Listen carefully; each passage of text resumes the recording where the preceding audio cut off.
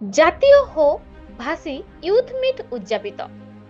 ହୋ ଭାଷୀ ମାନଙ୍କର ଭାରତରେ ସ୍ୱତନ୍ତ୍ର ସ୍ଥାନ ରହିଛି। ସେମାନେ ସାହିତ୍ୟ, କଳା, ସଂସ୍କୃତି ତଥା ଅନ୍ୟାନ୍ୟ ବିଭାଗ ନିଜର ପାରିଦର୍ଶିତା ଦେଖାଇ ପାରିଛନ୍ତି। ପ୍ରତିବର୍ଷ ଭାରତର କୋଣ ଅନୁକୋଣରେ ଜାତୀୟ ହୋ ଭାଷୀ ୟୁଥ୍ ମିଟ୍ ଆୟୋଜିତ ହୋଇଥାଏ।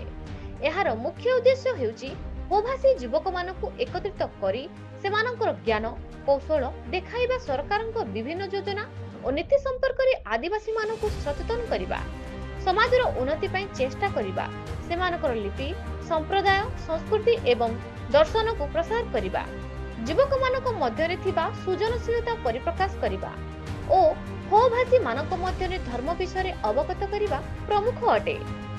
ଏହି ୟୁଥ୍ ମିଟ୍ ପ୍ରଥମେ 2013 ମସିହାରେ ଚାଇପ୍ସାରେ ଆରମ୍ଭ ହୋଇଥିଲା। ଏହି ପରିପ୍ରେକ୍ଷୀରେ ମୟୂରଭଞ୍ଜ ଜିଲ୍ଲା ବାମନଘାଟି ଉପଖଣ୍ଡ ରାଇରଙ୍ଗପୁର ସହରସ୍ଥ ବ୍ଲକ ପଡ଼ିଆ ଠାରେ ନଭେମ୍ବର 8 ଓ 9 ଦୁଇ ଦିବସୀୟ 12ତମ ଜାତୀୟ ହୋ ୟୁଥ୍ ମିଟ୍ ଆୟୋଜିତ ହୋଇଥିଲା।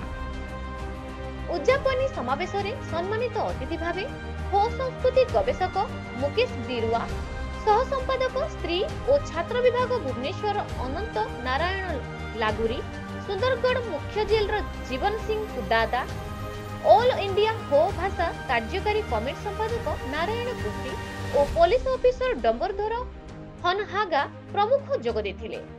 ସଭା ପ୍ରାରମ୍ଭ ପୂର୍ବରୁ ଅତିଥିଗଣ ମନନବୀର ଲୋକଭଦ୍ରା ଓ ବିର୍ସା ମୁଣ୍ଡାଙ୍କ ଫଟୋଚିତ୍ରରେ ପୁଷ୍ପମାଲ୍ୟ ଓ ଧୂପଚନ୍ଦନ ଲଗାଇଥିଲେ। ଏହାପରେ ସେମାନଙ୍କୁ ଉପଢକନ ଓ ପୁଷ୍ପଗୁଚ୍ଛ ଦେଇ ସମ୍ମାନିତ କରାଯାଇଥିଲା।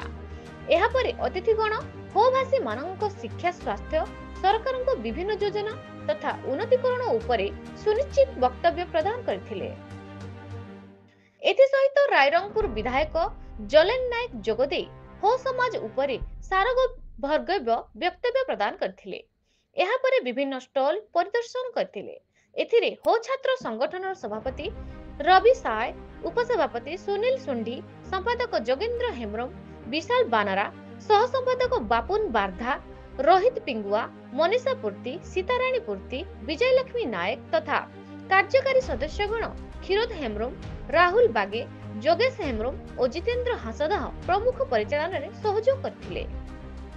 ଏହି ଅବସରରେ ସାଂସ୍କୃତିକ କାର୍ଯ୍ୟକ୍ରମ ହୋଇଥିଲା। ଉକ୍ତ ସମାବେଶରେ ହୋ ଭାଷୀ ଭାଇ ଭଉଣୀ ଗଣ କଟକ, ଭୁବନେଶ୍ୱର, ପଶ୍ଚିମବଙ୍ଗ, ଆସାମ, ଢେଙ୍କାନାଳ, ଝାଡ଼ଖଣ୍ଡ, ବିହାର, ବାରିପଦା, କରଞ୍ଜିଆ, ଯଶୀପୁର, ରାଇରଙ୍ଗପୁର ତଥା ଅନ୍ୟାନ୍ୟ ସ୍ଥାନମାନଙ୍କରୁ ଯୁବକ ଯୁବତୀ ସମ୍ମିଳିତ ହୋଇଥିଲେ।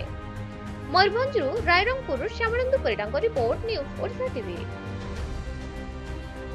ଆଞ୍ଚଳିକ ପାଣ୍ଡରାମାଳି ସମାଜର ସାଧାରଣ ସଭା ଜୁନାଗଡ଼ ବ୍ଲକ ଅନ୍ତର୍ଗତ ବେଲଗୁଡ଼ା ଧାନମାଣ୍ଡି ଠାରେ ଗତ 9/11/2025 ଜିଲ୍ଲା ପରିଷଦ ଜୋନ୍ 2 ଆଞ୍ଚଳିକ କମିଟିର ସାଧାରଣ ସଭା ଅନୁଷ୍ଠିତ ହୋଇଯାଇଛି। ଏଥିରେ କଳାହାଣ୍ଡି ପାଣ୍ଡରାମାଳି ସେବା ସଂଘର ସାଧାରଣ ସମ୍ପାଦକ ଶ୍ରୀଯୁକ୍ତ ଦୁର୍ଯ୍ୟୋଧନ ନାୟକ ସଭାପତିତ୍ୱ କରିଥିଲେ।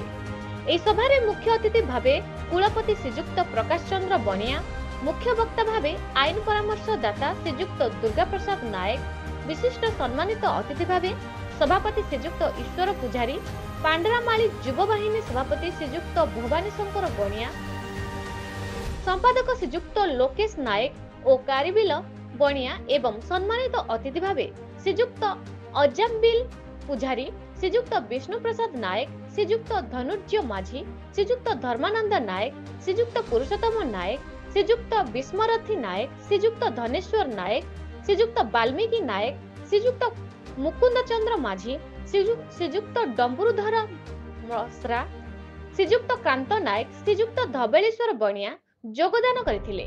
ଏହି ସଭାରେ 250 ଜଣ ମହିଳା ପୁରୁଷ ବନ୍ଧୁବର୍ଗ ଯୋଗଦାନ କରିଥିଲେ। ସ୍ୱାଗତ ଭାଷଣ ଶିକ୍ଷାବିତ୍ ଶ୍ରୀଯୁକ୍ତ ବିସ୍ମରଥୀ ନାୟକ ପ୍ରଦାନ କରିଥିଲେ।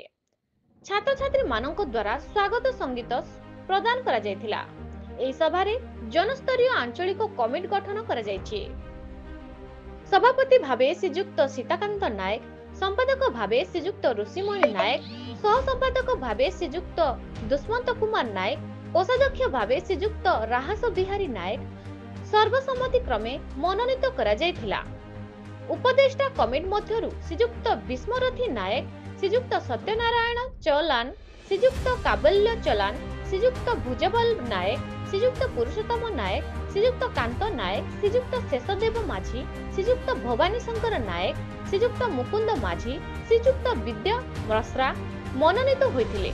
ଶ୍ରୀଯୁକ୍ତ ରାମବିହାରୀ ନାୟକ, ଶ୍ରୀଯୁକ୍ତ ଉଦ୍ଧବ ନାୟକ, ଶ୍ରୀଯୁକ୍ତ ଈଶ୍ୱର ମାଝୀ ଶ୍ରୀଯୁକ୍ତ ଭାବେ ଗ୍ରାହୀ ନାୟକ, ଶ୍ରୀଯୁକ୍ତ ଦୀନବନ୍ଧୁ ନାୟକ, ଶ୍ରୀଯୁକ୍ତ ଭୂରିଶ୍ରବା ଝାଙ୍କର, ଶ୍ରୀଯୁକ୍ତ ଗୋପବନ୍ଧୁ ନାୟକ, ଶ୍ରୀଯୁକ୍ତ ପଞ୍ଚାନନ ଝାଙ୍କର, ଶ୍ରୀଯୁକ୍ତ କପିଳେଶ୍ୱର ନାୟକ, ଶ୍ରୀଯୁକ୍ତ ଦାମୋଦର ନାୟକ ବିଶେଷ ସହଯୋଗ କରିଥିଲେ। ପରିଶେଷରେ ଶ୍ରୀଯୁକ୍ତ ଦୁଷ୍ମନ୍ତ କୁମାର ନାୟକ ଧନ୍ୟବାଦ କରିଥିଲେ। କଳାହାଣ୍ଡିରୁ ପ୍ରଦୀପ କୁମାର ଡଙ୍ଗରିଆଙ୍କ ରିପୋର୍ଟ, ନ୍ୟୁଜ୍ ଓଡ଼ିଶା ଟିଭି। ସମାଜସେବୀ ବିଶ୍ୱନାଥ କରଙ୍କୁ ସମ୍ମାନ ସୂଚକ ଡକ୍ଟରେଟ୍ ପ୍ରଦାନ 10/11/2025। କଳାହାଣ୍ଡିର ବିଶିଷ୍ଟ ସମାଜସେବୀ, ଚାଷୀ ନେତା ତଥା ବରିଷ୍ଠ ଆଇନଜୀବୀ ଓ ନୋଟାରୀ ପବ୍ଲିକ ଶ୍ରୀଯୁକ୍ତ ବିଶ୍ୱନାଥ କରଙ୍କୁ ଗତତା 9/11/2025 ତାରିଖ ରବିବାର ଦିନ ଜଗନ୍ନାଥ ଧାମ ପୁରୀସ୍ଥିତ ବିଷ୍ଣୁ ଭବନର ସଭାଗୃହରେ ଭାରତ ସରକାରଙ୍କ ସ୍ୱୀକୃତିପ୍ରାପ୍ତ ଓ ଯୋଗ୍ୟ ବିବେଚିତ ଏବଂ ନୀତି ଆୟୋଗ ଏବଂ ଯୁକ୍ତରାଷ୍ଟ୍ର ସଂଗଠନ ଜେନ୍ଭା ଦ୍ୱାରା ରେଜିଷ୍ଟ୍ରିଭୁକ୍ତ ଏବଂ କେନ୍ଦ୍ରୀୟ ଖ୍ରୀଷ୍ଟିଆନ ବିଶ୍ୱବିଦ୍ୟାଳୟ ପୂର୍ବ ଆଫ୍ରିକାଙ୍କ ସହ ଅନୁବନ୍ଧିତ ହୋଇଥିବା BVOE ବିଶ୍ୱବିଦ୍ୟାଳୟ ଦ୍ୱାରା ସମାଜ କଲ୍ୟାଣ ଓ ଆଇନ ପରିଚାଳନା ପାଇଁ ସମ୍ମାନ ସୂଚକ ଡକ୍ଟରେଟ୍ ଓ ଆଇନ ଆଜୀବନ କୃତିତ୍ୱ ସମ୍ମାନ ପ୍ରଦାନ ପାଇଁ କରାଯାଇଥିବାରୁ ଅଞ୍ଚଳରେ ଖୁସିର ଲହରୀ ଖେଳି ଯାଇଛି। ପ୍ରକାଶ ଥାଉକି ଶ୍ରୀଯୁକ୍ତ ବିଶ୍ୱନାଥ କର ପେଶାରେ ଜଣେ ବରିଷ୍ଠ ଓକିଲ ଓ ନୋଟାରୀ ପବ୍ଲିକ ହୋଇଥିଲେ ମଧ୍ୟ ଦୀର୍ଘ 30 ବର୍ଷ ହେବ ସମାଜ ସେବାରେ ବର୍ତ୍ତି ହୋଇ ନିରୀହ ଛାତ୍ରଛାତ୍ରୀମାନଙ୍କୁ ପାଠ ପଢ଼ାରେ ସହଯୋଗ, ଚାଷୀଙ୍କ ବୃହତ୍ତର ସ୍ୱାର୍ଥ ଦୃଷ୍ଟିରୁ ଅହରହ ଚାଷୀଙ୍କ ହକ୍ ଓ ଅଧିକାର ପାଇଁ ଲଢ଼େଇ କରିବା, ବାସହୀନ ପରିବାରଙ୍କୁ ଜମିପଟା ପ୍ରଦାନ କରିବା ଓ ଘର ଯୋଗାଇ ଦେବା ପାଇଁ ବାରମ୍ବାର ପ୍ରଶାସନ ପାଖରେ ଦାବି କରିବା, ଅନୁସୂଚିତ ଜାତି, ଜନଜାତି ଓ ପଛୁଆ ବର୍ଗର ଲୋକଙ୍କ ଅଧିକାର ପାଇଁ ଲଢ଼େଇ କରିବା ଏବଂ ଲୋକଙ୍କୁ ସମାନୁପାତିକ ଭାବେ ନ୍ୟାୟ ପ୍ରଦାନ ପାଇଁ ତାଙ୍କର ଭୂମିକା ଗୁରୁତ୍ୱପୂର୍ଣ୍ଣ। ଏହି ସମ୍ମାନଜନକ ଡକ୍ଟରେଟ୍ ଉପାଧି ପାଇଁ ସେ ବେଶ ଆନନ୍ଦିତ ଓ ସମାଜର ନିମ୍ନ ସ୍ତରରେ ଥିବା ଆଦିବାସୀ ଏବଂ ତାଙ୍କ ଶୁଭେଚ୍ଛୁମାନଙ୍କ ଉଦ୍ଦେଶ୍ୟରେ ଏହି ଉପାଧି ସମର୍ପିତ ଏବଂ ଆଗାମୀ ଦିନରେ ସମାଜ ସେବା ତାଙ୍କ ଇଚ୍ଛା ଶକ୍ତିକୁ ଦ୍ୱିଗୁଣିତ କରିବ ବୋଲି ପ୍ରକାଶ କରିଛନ୍ତି।